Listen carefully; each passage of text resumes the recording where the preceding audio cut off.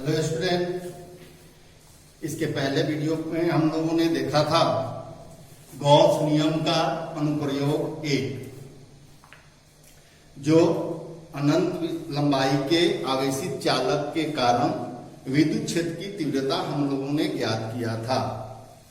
आज का video Gauss नियम का अनुप्रयोग 2, जो अनंत विस्तार के आवेशित चादर के कारण विद्युत क्षेत्र की तीव्रता, electric field due to infinitely charge plane sheet. बच्चों, हम लोगों ने अनंत लंबाई के चालक आवेशित चालक के कारण विद्युत क्षेत्र की तीव्रता के लिए व्यंजक जो हम लोगों ने प्राप्त किया था, जो इस प्रकार था: E equal to 1/2 pi epsilon naught lambda by R. अतः यहां हम लोगों ने देखा कि एक आवेशित लंबा चालक है जिस पर आवेश समान रूप से वितरित है और इसके लंबवत r दूरी पर एक बिंदु P पर विद्युत क्षेत्र की तीव्रता हम लोगों ने ज्ञात किया था, जो E बराबर 1/2 pi epsilon naught lambda by R. यहां बच्चों ध्यान दीजिएगा, यहां E का मान R पर निर्भर करता है। क्योंकि हम लोगों ने यहां क्लोज सरफेस भी दिया था, क्योंकि गॉस नियम है, इसलिए एक बेलन की हम लोग कल्पना किए हुए थे जो बंद पृष्ठ था। इस प्रकार यहां पे E का मान चालक से दूरी पर निर्भर करता है, यानी कि R पर निर्भर करता है। इस प्रकार E प्रोपोर्शनेट 1/r होता है। आज हम लोगों का टॉपिक है अनंत विस्तार के आवेशित चादर के कारण विद्युत क्षेत्र की तीव्रता।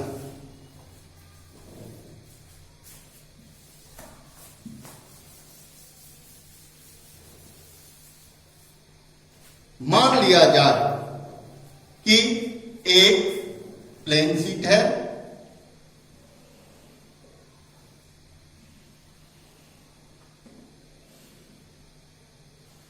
जिस पर आवेश घनत्व प्लस सिग्मा है, जो इस संपूर्ण पृष्ठ पर समान मात्रा में इस प्रकार वितरित है, distributed on the whole part of the plane sheet. Uniformly distributed होता है, ये चार्ज समान रूप से वितरित होता है। ध्यान से देखें, यह एक प्लेन शीट है, यह चार्ज है। इसे हम लोगों ने फिगर पर थोड़ा सा कर्व करके इस तरह से दिखाया है ताकि आपको समझ में आए। यह एक आवेशित चालक है, अनंत विस्तार की लंबाई, अनंत विस्तार का ये चालक है, बहुत बड़ा चालक है। और ये कैसा है? तो सरफेस में है, सरफेस दैट मीन्स 2 डायमेंशनल ये है, पृष्ठ है। हमें अब गॉस नियम का उपयोग, मान लीजिए कि हमें इस चादर से r दूरी पर, यहां से एक बिंदु ले लिया हमने, कोई दूरी है P पर, हमें यहां इलेक्ट्रिक फील्ड ज्ञात करनी है। ध्यान देना, यहां चूंकि हम लोग पढ़ रहे हैं गॉस का अनुप्रयोग, गॉस नियम में एक बंद पृष्ठ की कल्पना करना होता है। चूंकि यह एक सरफेस है, प्लेन शीट है, पृष्ठ है, पृष्ठ पर कैसा होना चाहिए, जो हमने गॉसियन सरफेस का चुनाव करेंगे, उस सरफेस का आकार कैसा होना चाहिए, रूप कैसा होना चाहिए, तो आंसर है वह एक बेलनाकार होना चाहिए, जो इस प्रकार हम लोग ये एक बेलन की कल्पना करेंगे और यह बेलन यहां पर इसे पंचर करते हुए, और जितनी दूरी यहां से यहां तक है इधर भी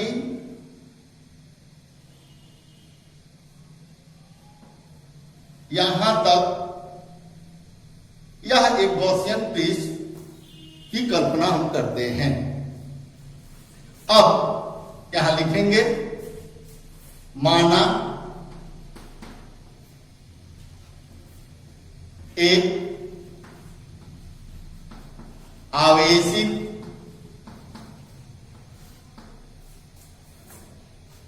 चादर जिस पर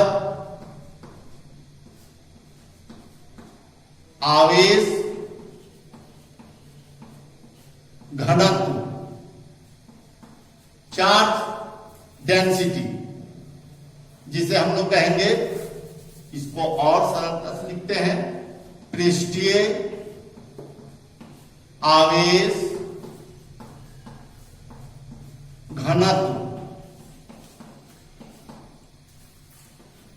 सरफेस चार्ज डेंसिटी। पृष्ठीय आवेश घनत्व का मतलब क्या होता है? प्रति एकांक क्षेत्रफल में आवेश की मात्रा, जिसे हमने कहा प्लस सिग्मा है। माना एक आवेशित चादर जिस पर पृष्ठीय आवेश घनत्व प्लस सिग्मा है। चूंकि सिग्मा का परिभाषा क्या होता है, डेफिनिशन, प्रति एकांक पृष्ठ के क्षेत्रफल पर आवेश की मात्रा को पृष्ठीय आवेश घनत्व कहते हैं। अर्थात यदि इस पृष्ठ पर आवेश की कुल मात्रा Q हो तो इसके प्रति एकांक क्षेत्रफल पर आवेश की मात्रा कितनी होनी चाहिए? तो आंसर है Q बटे एरिया, पृष्ठीय क्षेत्रफल, जहां Q पृष्ठ पर कुल आवेश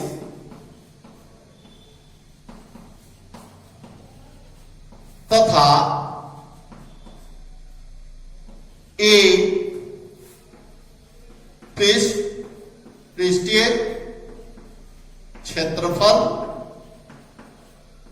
है। सरफेस एरिया है ये। पूरे इस सीट का टोटल एरिया कितनी है? A। इस पूरे पृष्ठ पर कुल आवेश की मात्रा कितनी है? Q। इस प्रकार प्रति एकांक क्षेत्रफल पर आवेश की मात्रा Q बटे A coulomb per metre square होता है। यह हम लोगों ने पढ़ा हुआ है। अब देखें गॉसीय पृष्ठ। गॉसीय पृष्ठ का क्या शर्त होता है? तो गॉसीय पृष्ठ का शर्त यह है कि प्रत्येक बिंदु पर, पृष्ठ के प्रत्येक बिंदु पर E तथा एरिया वेक्टर के बीच का कोण कांस्टेंट होनी चाहिए, अर्थात सभी जगह बराबर होनी चाहिए। इस प्रकार यहां देखते हैं, इसे हम लोग पृष्ठ 1 मानेंगे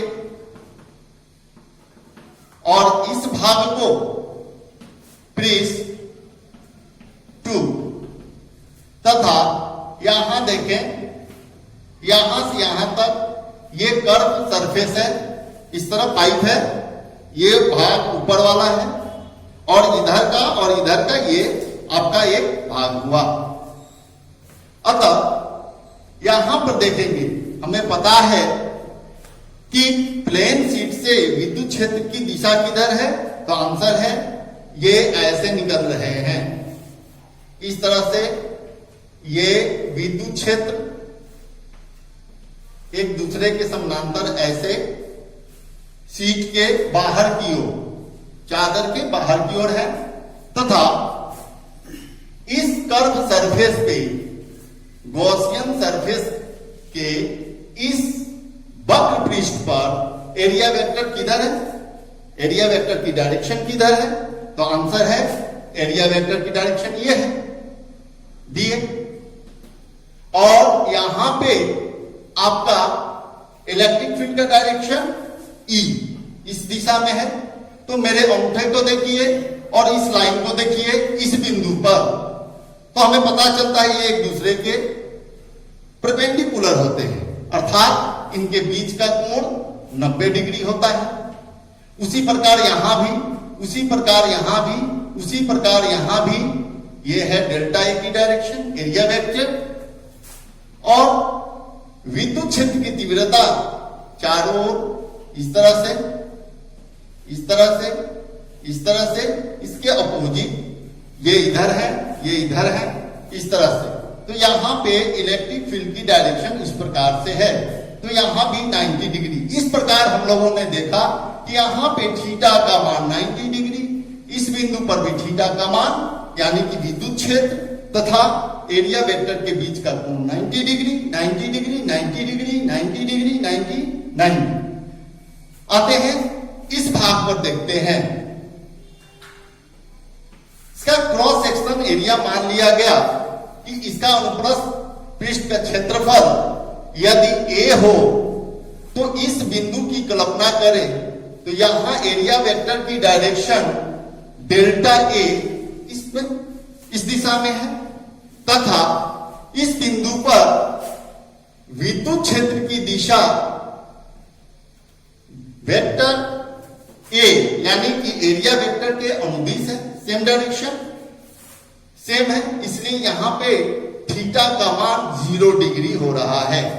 यहां पे देखिए यदि इस बिंदु पर एरिया को अल्प एरिया डेल्टा ए माना जाए तो एरिया वेक्टर की डायरेक्शन इस दिशा में होती है और विद्युत क्षेत्र की दिशा सेम डायरेक्शन वेक्टर ए के डायरेक्शन में एरिया वेक्टर की अनुदिश है, इसलिए यहां भी इनके बीच थीटा 0 डिग्री।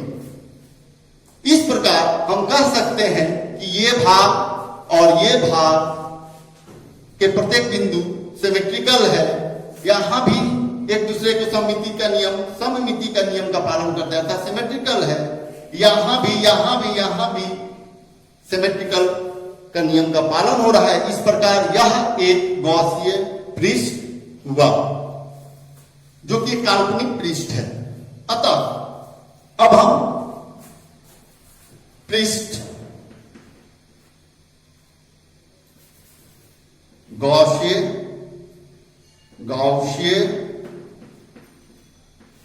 पृष्ठ के भाग ए पर डेल्टा ए से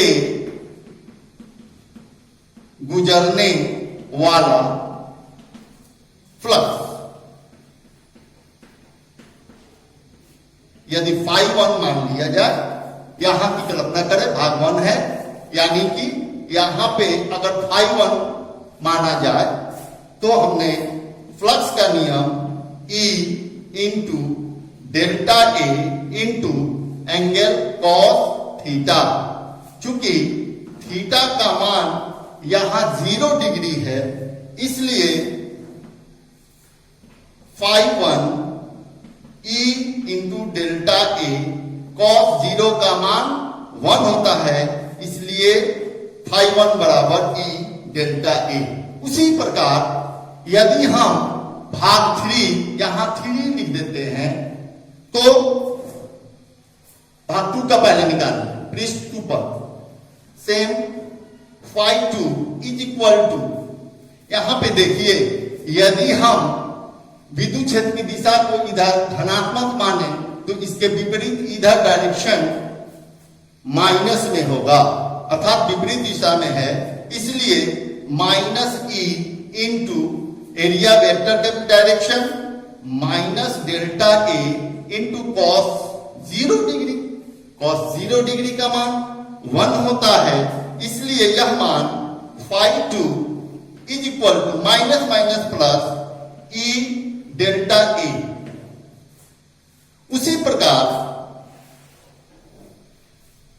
इस कर्व वाले पृष्ठ पर पाई के, ये देखिए ध्यान से, ये पार्ट 1 भाग 1, ये भाग 2 तथा इसके ऊपर वाला ये कर्व पे, यहां पे देखिए, यहां पे देखिए, कोई एक भाग ले लीजिए, सभी जगह बराबर है। इसलिए यहां का अगर विद्युत फ्लक्स φ3 का मान यदि देखना चाहें तो E इंटू डेल्टा ए, चूंकि E और डेल्टा ए के बीच कोण 90 डिग्री का है, इसलिए यहां cos 90 डिग्री और cos 90 डिग्री का मान 0 होता है। इसलिए φ3 यानी कि विद्युत फ्लक्स यहां 0 हो रहा है, यानी कि इस गॉसीय पृष्ठ के प्रत्येक वक्रीय क्षेत्रफल पर, पृष्ठ पर विद्युत फ्लक्स का मान 0 होगा, यानी कि 0। इसलिए कुल विद्युत फ्लक्स यहां लिखेंगे इस प्रकार, कुल विद्युत flux, total electric flux through the plane sheet with the help of Gaussian surface. Now phi E equal to phi1 plus phi2 plus phi3. Then phi1 is equal to close integral, यहां पे थोड़ा कम, यानी कि close integral में ये हो गया आपका E इंटू ए, अपने पढ़ा होगा। यहां क्लोज इंटीग्रल E इंटू ए, क्योंकि यहां E सभी जगह बराबर है, इसलिए E समरूप है।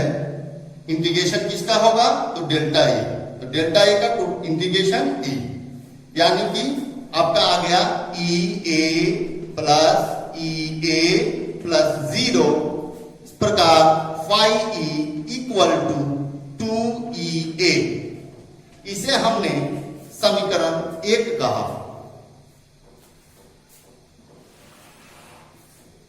गॉस के नियम से, with the help of Gauss law, we already find phi E equal to Q by epsilon naught। Gauss के नियम से हम लोगों ने फ्लक्स का फॉर्मूला क्या पढ़ा है? Q बटे एप्सिलॉन नॉट। चूंकि sigma equal to phi by A होता है, हमने यहां दिया हुआ है, यानी कि Q का मान यदि हम जानना चाहें तो Q बराबर सिग्मा ए होगा, जिसे हम गॉस के इस सूत्र में Q बराबर सिग्मा ए रखेंगे। फाई E बराबर Q के जगह पर सिग्मा ए रखने पर हमारे लिए व्यंजक प्राप्त होता है। फाई E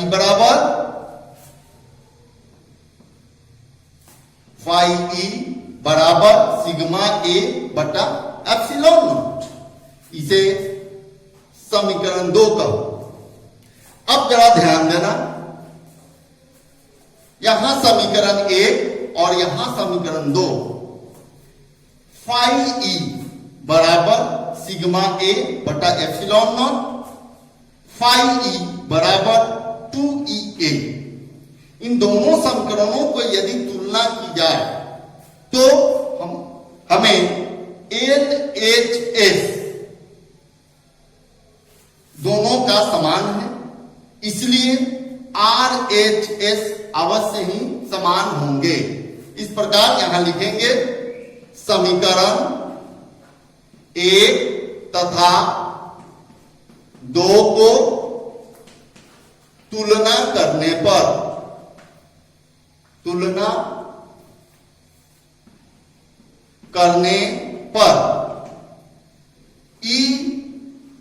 E2EA बराबर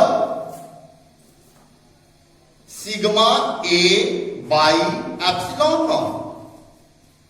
ए से ए कैंसिल, और E equal to sigma by epsilon naught 2 epsilon naught प्राप्त होता है। यही अनंत विस्तार के आवेशित चादर के कारण विद्युत क्षेत्र की तीव्रता के लिए व्यंजक प्राप्त होता है। ध्यान दीजिएगा, यहां E बराबर सिग्मा बाई 2 एप्सिलॉन नॉट, यहां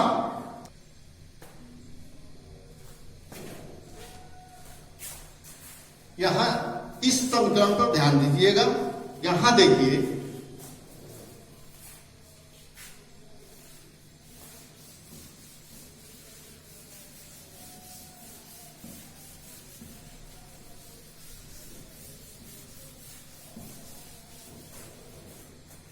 जब हमने अनुप्रयोग 1 में एक लाइन चार्ज ली हुई थी, तो यहां पे ये बंद पृष्ठ, यहां पे E R यानी कि E प्रोपोर्शनेट 1/R था। लेकिन जब हमारे पास एक अनंत विस्तार के आवेशित चालक है, तो यहां पे E का मान R पर निर्भर नहीं करता है, अर्थात इस व्यंजक में R कहीं भी नहीं है। इस प्रकार हमारे पास यह रिजल्ट निकलता है कि यदि आवेशित प्लेन शीट कोई है, तो इसके कारण विद्युत क्षेत्र कहीं भी समान होगा, कहीं पर भी समान होगा। इस प्रकार याद रखें यह व्यंजक। अब देखिए इसका एक इस प्रकार इस व्यंजक के लिए अब हम एक और कॉन्सेप्ट देना चाहेंगे। यदि यहां दो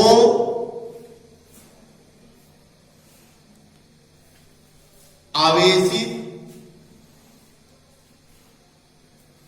चादर हैं जो एक दूसरे से कुछ दूरी पर रखे हुए हैं, लेकिन इन दोनों पर अलग अलग आवेश घनत्व है।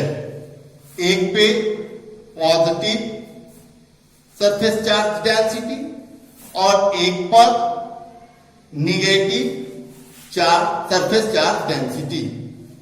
तो यदि आपसे पूछा जाए कि इस बिंदु पे इन दोनों के कारण विद्युत क्षेत्र, इस बिंदु पर यानी कि दोनों के बीच में विद्युत क्षेत्र, तथा इस बिंदु पर विद्युत क्षेत्र इन दोनों के कारण कितना होगा, आइए स्पष्ट कर लेते हैं। यदि इस बिंदु पर निकालनी हो, इसे हमने P1 नाम दिया, इस बिंदु का नाम P1। बच्चों एक बात ध्यान रखिएगा कि यदि यह प्लेन शीट पॉजिटिव है, तो इसका विद्युत फ्लक्स इलेक्ट्रिक फील्ड इस साइड राइट साइड में पॉजिटिव तथा इसके लेफ्ट साइड में इलेक्ट्रिक फील्ड की डायरेक्शन निगेटिव होती है। उसी प्रकार यदि प्लेन शीट पे अगर ऋण निगेटिव चार्ज है, तो ध्यान रखिएगा इसके राइट साइड में इलेक्ट्रिक फील्ड निगेटिव होगा और इसके लेफ्ट साइड में फील्ड की डायरेक्शन पॉजिटिव होगा। इस प्रकार यहां देखिए, ध्यान से फिर से एक बार सुनिए, यदि इस आवेशित चादर पे प्लेट पे पॉजिटिव चार्ज है, तो इसके कारण इलेक्ट्रिक फील्ड की डायरेक्शन राइट साइड में, प्लेट के राइट साइड में पॉजिटिव तथा प्लेट के लेफ्ट साइड में निगेटिव।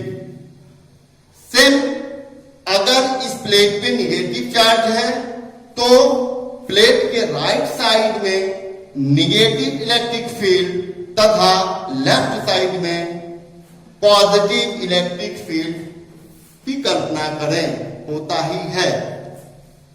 इस प्रकार यहां पे अब आपके लिए आसान हो गया कि यहां देखें, यदि P1 पर हमें इलेक्ट्रिक फील्ड ज्ञात करनी है तो देखें यहां पॉजिटिव चार्ज है, इस पे निगेटिव चार्ज है। ध्यान दीजिए, पॉजिटिव चार्ज के लिए डायरेक्शन इलेक्ट्रिक फील्ड यहां राइट साइड में है, तो इसको अगर हम प्लेट 1 मानते हैं, इसको प्लेट 1, तो इसके लिए इस बिंदु पर इलेक्ट्रिक फील्ड E1 पॉजिटिव होगा। यहां देखिए, इसके कारण इस बिंदु पर लेफ्ट साइड में आपका, यहां पे देखिए अंदर की ओर होता है, यानी कि यहां पे क्या हो जाए आपका इधर पॉजिटिव, लेकिन आउटसाइड में, इसके आउटसाइड में क्या होगा तो निगेटिव होगा। तो टोटल इलेक्ट्रिक फील्ड क्या होगा, यहां ध्यान देखिए, इलेक्ट्रिक फील्ड E1 इसके कारण, इलेक्ट्रिक फील्ड E2 इस प्लेट के कारण निगेटिव होगा। इसलिए total electric field E1 plus minus E2, E equal to E1 minus E2, अर्थात E बराबर 0। यही बात यहां पर भी अगर इसे हम P2 मानते हैं तो ध्यान दीजिए, ये पॉजिटिव चार्ज के कारण इस बिंदु पर लेफ्ट साइड में E1 माइनस, और इसके कारण इसके लेफ्ट साइड में पॉजिटिव इलेक्ट्रिक फील्ड होता है, तो इसके ये लेफ्ट साइड में है, इसलिए E2 का मान पॉजिटिव होगा। फिर इसी प्रकार हम अगर जोड़ते हैं, E equal to E1 minus E1 plus E2 cancel, E equal to 0। बात करते हैं P3, पॉइंट P3 पे कुल विद्युत फ्लक्स। ध्यान देना बाबू, इस प्लेट के कारण राइट साइड में इलेक्ट्रिक फील्ड का डायरेक्शन पॉजिटिव और निगेटिव का लेफ्ट साइड में पॉजिटिव होता है, इसलिए E2 यहां भी पॉजिटिव, इसलिए P3 पे electric field E1 positive, E2 positive, यानी कि E1 का मान epsilon not sigma by 2 epsilon not plus sigma by 2 epsilon not, LCM 2 epsilon naught, 2 cancel, epsilon not cancel, sigma plus sigma यानी कि 2 sigma by 2 epsilon naught, 2 cancel. इस प्रकार sigma by epsilon not. ध्यान रखें इन्हीं दो विपरीत आवेश वाले प्लेट के बीच इलेक्ट्रिक फील्ड का मान E बराबर सिग्मा बाई एप्सिलॉन नॉट होता है। नोट करें बच्चों, रोज का रोज रिवीजन कीजिए, रोज वीडियो देखिए हमारे क्लास का, और यूं ही घर पर सेफ रहिए, घर में ही रहिए, पढ़ाई कीजिए। अगला वीडियो आपको फिर नेक्स्ट डे मिलेगा। धन्यवाद।